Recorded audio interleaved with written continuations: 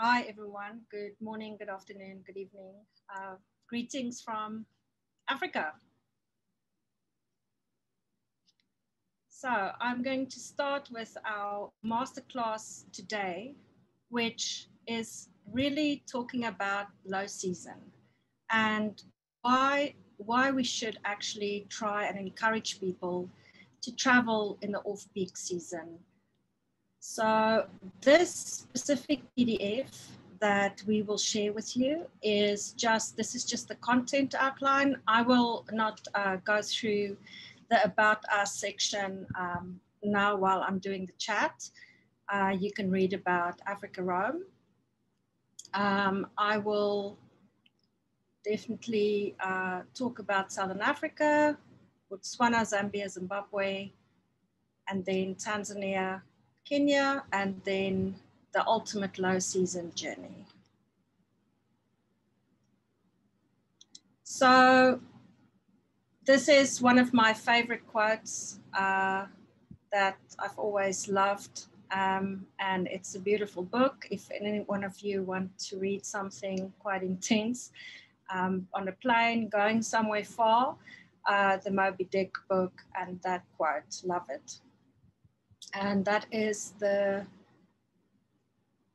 page about Africa Rome and the inspired journey that we have had in our lives of travel and how we kind of started our own special company. We live in the southern tip of the continent in Cape Town. That's our home. We're very privileged to live there. And of course, we absolutely love welcoming people to the continent of Africa. So as we live in Cape Town and as we make that our home, we're very, very well versed with the Cape Town conditions and the Cape Town seasonality, the Cape Town crowds and the influx of tourists and visitors into our city. But I think when we do itineraries and when we plan itineraries, I think the thing when we say Cape Town is that we actually mean quite a lot of different other parts of the Western Cape. So what I've done is I've just written here for you. You can see I've mentioned Hermanus, Gansbaai, which is where the Great White Shark cage diving takes place, the Winelands, or like what you guys call the wine country, which comprises of Franschhoek and Stellenbosch, Paarl, and also a very new region that is very up and coming, Robertson. And then, of course, everyone always asks about the garden route. So when we talk Cape Town, I think that's the definition of what we try to capture. And my biggest advice is for, and this is specific, this podcast or this masterclass is specific for people that truly do not want to be surrounded by many people. They don't want to be in the crowds. They don't want to be in the hub of high peak season travel. It's people that have total flexibility, that can travel any time of the year. And of course, it has a lot of great advantages. But one of the things that I would recommend that as an advisor, if someone comes to you and says, look, I don't want to be amongst a crowd of 100 or 1,000 people, then we try to avoid December. December in the Cape is traditionally the summer holiday in South Africa, like you have in August, and it is extremely busy. So it makes everything really difficult. When you go to Table Mountain, you queue for a very long time. There's loads of people. If you go to Cape Point, the Cape of Good Hope, it's just extremely crowded and everything just takes so much longer. So my recommendation, and living in the Cape, I can tell you that probably the very best months of visiting the Cape is from March to May. The weather is really mild. It's really fantastic. And I think you would get wonderful long days and just enjoy what the Cape has to offer in a very easier way than coming through in the December holidays when the entire Southern Africa is on holiday. Then moving on to Southern Africa, a little bit north of our borders. It is easy to remember that Cape Town has a winter rainfall, which is June, July, and August. So truly speaking, Cape Town's low season can also fall into June, July, August. And not that many people actually opt to go to Cape Town during June, July, August. And the reason I'm saying this is because the peak season for safari in Southern Africa is, of course, June, July, August. And it also coincides with school holidays in the United States and in Europe. So I've chosen Botswana, Zambia, and Zimbabwe because it is the same type of climate than the South Africa's Kruger Park region. And it's easy to remember because these places have the opposite rainfall than Cape Town.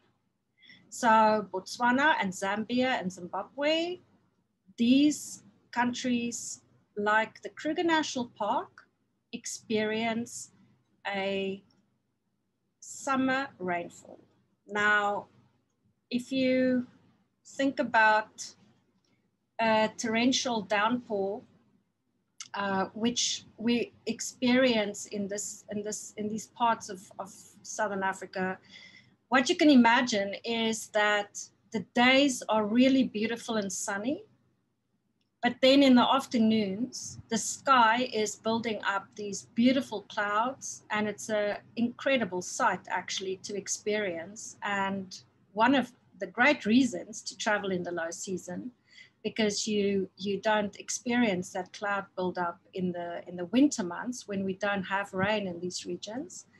And then it would probably be a downpour, like a hard downpour rain that just falls, and it is the earth that smells fantastic. You can just feel life, being completely transferred into new beginnings. And then the next morning you wake up and there's sunshine. So when we talk about rainy season, it's not a drizzle, it's not a continuous rain that falls from morning till night. It's just really in the late afternoons. And it is also not every day. So my favorite places that I've just kind of pointed out for this short presentation, and I'll be very happy to go into much greater detail when we do Botswana, Zambia, Zimbabwe, and all the other countries in greater detail. But for now, for the purpose of this specific masterclass, I've just highlighted some places that you can go and read about, maybe when you finish listening to this and receive the PDF. Botswana, one of my favorite places to go in January is the Magadigadi salt pans. It is an incredible place to experience. It is like nothing you've seen. If you can imagine a salt desert that is the size of Switzerland, then this is what you can imagine. And it is just a transformation of the rain that brings a bit of greenery and life to this very arid region. And of course, there's also the zebra migration that takes place in this time of the year, moving north in Botswana. So it's a fascinating place to actually spend a January safari. Of course, one of the greatest advantages that everyone experiences with traveling in the low season is the fact that it's, of course, much cheaper. The rates are heavily reduced and availability is far greater because it's not those peak season dates that everyone is after. So it definitely has its advantages to travel during this time. Zambia, I've chosen a place called Rouhet Plains, and I would say if you are interested in something completely different and you're also interested in culture and African culture, then usually in April, there's a very traditional harvest celebration where the Lozi people celebrate the king's arrival into one of the regions, and you can actually partake in that, and we can help you do that. So that's also something quite different and extraordinary. And then moving on to Zimbabwe, the rains, it's always so fascinating because everything is working in the opposite way. When it's raining, there's no water in Victoria Falls, and then the rain stops and then there's water all of a sudden. So that's because of the flow of the water, the Zambezi River, and the source of the Zambezi River. It takes a long time for the water to get to the Victoria Falls. So in my opinion, I would say that in April, the falls are really at a very beautiful volume. It's quite a high volume of water coming down, opposed to if you go in October or November. October is also quite a hot month, even though it falls just outside of peak season. In some parts, it's regarded still as high season, but as soon as you move away from October into November, you hit the Southern Africa low season, and actually not a bad time to visit Zimbabwe at all. Then moving on to Tanzania, I specifically chose March and the Southern Serengeti. And it's very important that when we book Tanzania, that we understand that the Serengeti is a very large area and that the migration actually follows the wildebeest that's migrating. They follow the rains. So traditionally, historically, the rain falls, the short rains falls January, February, and the migration, the herds have returned into the Southern Serengeti and they've given birth. The young wildebeest and the young zebra, they've dropped and they're growing up now. And by March, these little animals are grown up enough and strong enough to actually start doing the Trans-Savannah trek. So it's a really special time to go and to see the myriad of animals. And it's very interesting because you might think it's not such a great experience. Many people are only interested in the crossing when the wildebeest and the zebra cross the Mara River, which takes place in July into the Masai Mara. While this time, you can just imagine how the predators are having the time of their life because there's so much food available because of the young animals. So it's actually a fascinating time to be in the Southern Serengeti, and certainly for photographers, it's a definite must. So what I've suggested here for everyone is that you can combine Tanzania safari with Kilimanjaro at this time. You can do a Tanzania safari with Zanzibar, which is the small island off the coast from Dar es Salaam. Or you can do a Tanzania safari with Victoria Falls, which is a really great time, and even with Cape Town, because March is just such a perfect time. If you really had a lot of time and wanted to see 3 iconic parts of the continent, you could start with Cape Town, then move to Victoria Falls and end with a safari in the Serengeti. That's what I would suggest. Then for Kenya, which my heart, I'm falling in love with Kenya every day, more and more every day. It's just such a special country, and just want to absolutely, recommend and entice people to travel and see this amazing, beautiful part of the continent. We've chosen Samburu National Park for you, and this is for a February stay. So you can see it's high summer, it's nice and hot. And this region is really special because there's very special animals that you only see in this part of Kenya.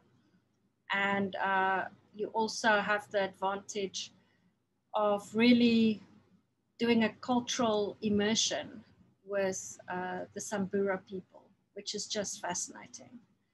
And of course, it is always easier to get those last minute requests for this time of the year. So it is something, if people want to travel and it's a February and they want to get away from the cold and they just want to spend time in the sun and relax and forget about the world, no better place than going to Kenya. We chose the Saab Lodge, which is one of the Safari Collection's properties. It's a really beautiful place, Moroccan style lodge, and it's absolutely stunning. And it's worth trying to look into that if you have clients that want to do a bit of an adventurous trek. And then I think a lot of people would ask, what's the ultimate low season journey? And this for me is what I would recommend. So I would say that you start off and you arrive in Nairobi and you spend a day or 2 at Hemingway's, where you can visit the David Sheldrick Trust, and then go from Hemingway's, fly to Laikipia and spend time at Segera, which is, in our humble opinion, one of the very best properties to offer on the continent of Africa. And then if people have time, go back to Nairobi and spend a night at Giraffe Manor, which is very well known to everyone.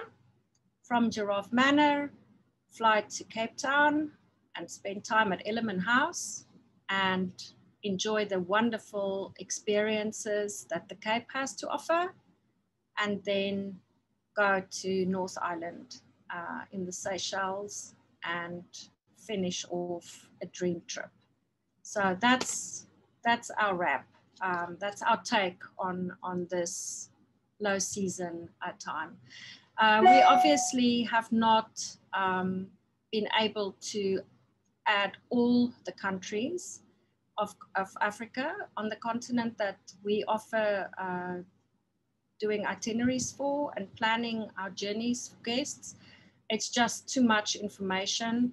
So we will probably continue the same theme of low season traveling with our next masterclass.